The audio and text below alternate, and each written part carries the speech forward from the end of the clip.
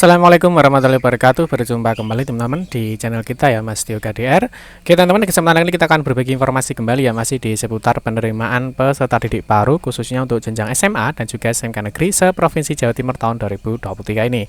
Di kesempatan ini kita akan berbagi informasi ini bagaimana cara ambil PIN ya bagi siswa lulusan tahun lalu ya. Ini entah tahun 2022, 2021, 2020 dan sebagainya. Yang penting teman-teman masih memenuhi persyaratan untuk mengikuti PPDB Jatim tahun 2023 ini. Nah tentunya sebelum pengambilan PIN ya ada beberapa berkas yang harus kalian siapkan ya, sehingga nanti ketika proses pengambilan PIN tidak terjadi kendala yang berarti sehingga kalian bisa mudah dalam mengambil PIN.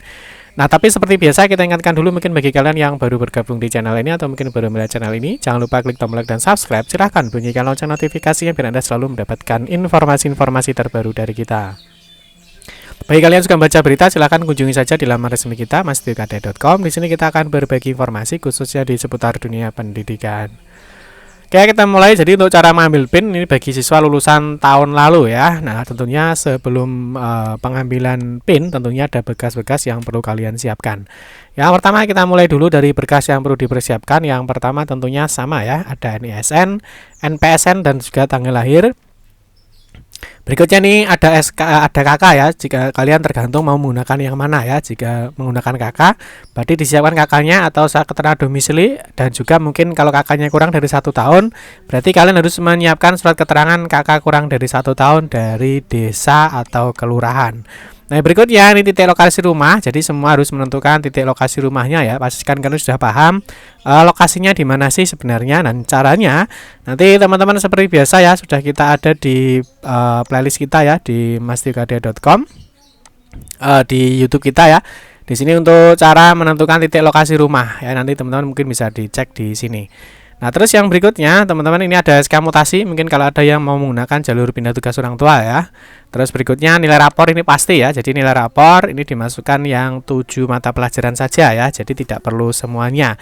Dan pastikan selain nilai ya teman-teman juga sudah memiliki filenya ya, file datanya, sehingga nanti nilai rapor itu selain kalian mengisikan nilainya, kalian juga harus mengupload foto rapornya.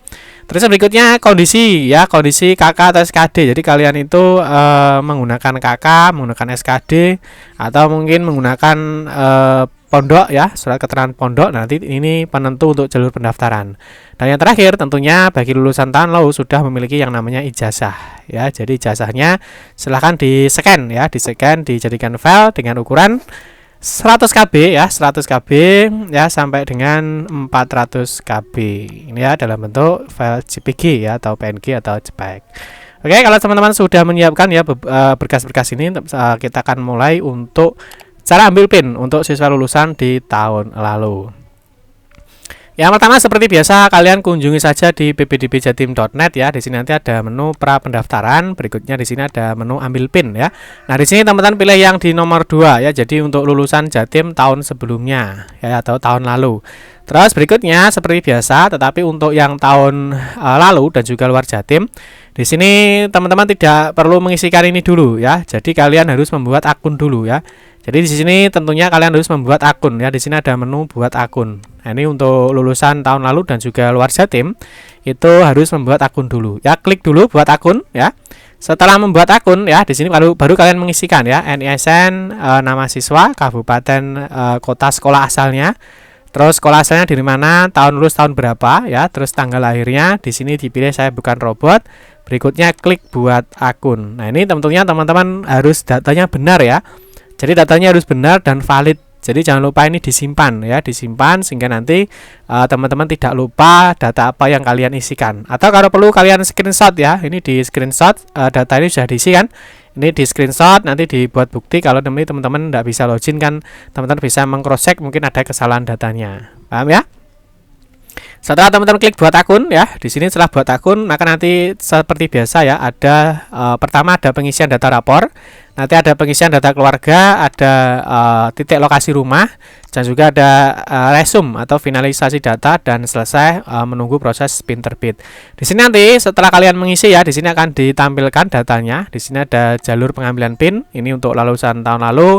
Ada NISN, ada nama lengkap, NPSN, tanggal lahir. Nah, di sini di data sekolahnya, data sekolah sebelumnya. Ini ada NPSN, ada nilai akreditasi sekolah, ada nilai indeks sekolah. Ini sudah otomatis nanti akan muncul ya jika kalian jika kalian dari lulusan tahun lalu ataupun di luar Jatim. Nah, terus berikutnya kita akan fokus dulu. Yang pertama itu adalah pengisian data rapor. Ya, pengisian data rapor itu tentunya kalian itu siswa akselerasi atau bukan. Kalau akselerasi itu biasanya hanya ada 3 semester ya kalau akselerasi. Tetapi kalau kalian bukan akselerasi, maka nanti di sini ada 5 semester. Ya, kalian masukkan ya, mulai dari matematika, 7 mata pelajaran ya, IPA, IPS, bahasa Inggris ya, bahasa Indonesia dan seterusnya. Ini nilainya dimasukkan ya, dimasukkan semuanya. Nah, terus perlu diingat ya bahwa jika ada bilangan koma maka tanda koma diganti dengan titik ya. Contohnya adalah ini 89,5 ini diganti 89,5. Jadi ini kalau misalkan ada komanya itu menggunakan titik, misalkan 95,60 ya misalkan. Jadi bukan menggunakan tanda koma tapi menggunakan tanda titik jika misalkan nilainya ada komanya. Paham ya? Terus yang berikutnya setelah mengisikan nilai rapornya, berikutnya kalian harus mengupload foto rapornya ya.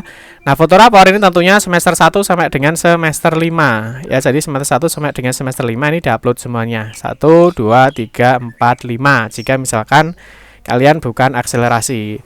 Berikutnya klik di sini ada tombol selanjutnya. Nah, berikutnya setelah rapor selesai ya. Nah, setelah data rapor selesai, lanjut ke data keluarga ya. Di sini ada kondisi ya, ada penjelasan kondisi. Jika nanti kalian menggunakan KK ya, jika kalian nanti menggunakan KK, maka kalian bisa mengikuti pendaftaran di jalur afirmasi, hasil lomba, akademik, yonasi dan juga pindah tugas untuk tenaga kesehatan dan juga tenaga kependidikan. Nah, berikutnya jika kalian menggunakan domisili ya, yang diupload adalah domisili, pindah tugas atau orang tua, maka kalian hanya bisa mengikuti jalur perpindahan tugas orang tua ya, itu untuk non kesehatan atau non kependidikan dan juga untuk tenaga kesehatan dan tenaga kependidikan. Jika kalian diupload adalah domisili pindah tugas. Nah, tapi kalau yang diupload adalah domisili untuk bencana alam, bencana sosial ataupun di Ponpes dan di Panti, kalian bisa mengikuti jalur afirmasi ya, hasil lomba, akademik dan juga yonasi. Jadi teman-teman harus memahami kondisi nantinya yang akan diupload untuk pengisian data keluarga itu yang mana ya, jangan sampai keliru teman-teman ya.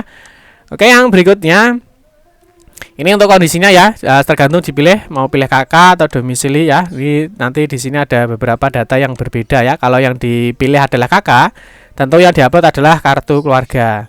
Nah, tetapi misalkan yang dipilih adalah domisili pindah tugas orang tua, di sini nanti akan ada 2 ya. Di sini ada surat keterangan domisili, yang kedua adalah data surat keterangan domisilinya. Nah, di sini juga nanti mengupload di sini ya, unggah surat keterangan domisilinya. Nah, di sini ada yang diupload yang di atas ini adalah SK mutasi atau pindahnya orang tua. Jadi ada 2 data yang diupload jika menggunakan domisili pindah tugas orang tua. Terus kalau yang dipilih misalkan dari Ponpes atau Panti ya, berarti di sini ada surat keterangan ya dari pondoknya ya, surat keterangan dari Ponpes. Yang bawah di sini ada SKD-nya ya, atau surat keterangan domisilinya. Itu yang diupload adalah 2. Nah, terus kalau misalkan kalian ini berada di domisili bencana alam atau sosial, berarti yang di sini ada surat keterangan dari BPBD ya. Dari karena mungkin kena bencana dia harus pindah menggunakan SKD ya, surat keterangan domisili, maka di sini adalah surat keterangan dari BPBD, yang di bawah ini adalah surat keterangan domisilinya. Paham ya? Ini semuanya nanti diupload, setelah itu klik selanjutnya. Nah, di sini dalam mengunggah surat KK ya, unggah kartu KK ataupun surat keterangan, nah dipastikan ya bahwa nanti filenya ya minimal 100 KB dan maksimal adalah 400 KB. Nah, nanti jika gagal ini ditolak ya. Jadi file itu tidak boleh melebihi 400 KB ya. Jadi teman-teman harus mengecek dulu datanya. Nah, berikutnya kalau sudah mengisi data keluarga, ini dilanjutkan dengan mengisi ini ya, mengisi lokasi rumahnya. Jadi mapnya dipastikan teman-teman itu berada di mana. Ini ada titiknya ya. Nah, nanti di titik ini dipilih digunakan lokasi GPS. Nanti kalau sudah ini dikunci. Kalau titiknya sudah pas baru klik selanjutnya. Nah, kalau sudah di titik lokasi rumah sudah, lah di sini ada resume. Resume itu adalah ringkasan datanya ya. Jadi data-data yang sudah kalian isikan tadi di sini akan tampil lagi ya. Ada data pendaftaran, data peserta, data sekolah SMP ya, data nilai rapor. Nah, di sini ditampilkan data-data yang kalian isikan. Di sini ada data keluarga yang kalian gunakan tadi, terus di sini ada berkasnya, terus ada titik lokasi rumahnya. Nah, jika ada kesalahan, misalkan mau diperbaiki, kalian bisa klik sebelumnya. Jadi kalian bisa kembali lagi. Nah, tetapi jika kalian rasa ya semua data sudah benar, kalian bisa klik selanjutnya.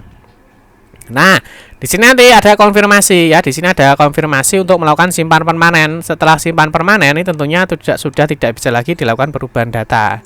Ya. Nah, ini kalau sudah betul, apakah kalian yakin ya dengan data yang sudah dimasukkan apakah sudah benar? Ya, jika sudah benar, maka akan disimpan permanen. Teman-teman bisa klik simpan permanen. Nah, maka di sini untuk proses pengajuan PIN sudah selesai dan teman-teman di sini harus menunggu ya. Jadi menunggu pengajuan PIN kalian itu diterima atau ditolak. Dari sini ada waktu sekitar 2 sampai 3 hari. Ya, jadi teman-teman lagi cek lagi apakah pengajuan PIN-nya itu diterima ataupun ditolak. Jika diterima, maka PIN-nya akan terbit. Nah, jika ditolak ya, maka kalian harus memperbaiki data mana yang ditolak oleh verifikator. Oke teman-teman ya, cukup sekian saja informasi yang dapat kami sampaikan terkait dengan cara untuk mengambil PIN bagi lulusan tahun lalu. Dan semoga kita doakan bagi rekan-rekan yang mengikuti PPDB Jatim tahun ini semoga diberikan kemudahan dan bisa diterima ya di sekolah ataupun jurusan yang kalian inginkan. Amin ya rabbal alamin.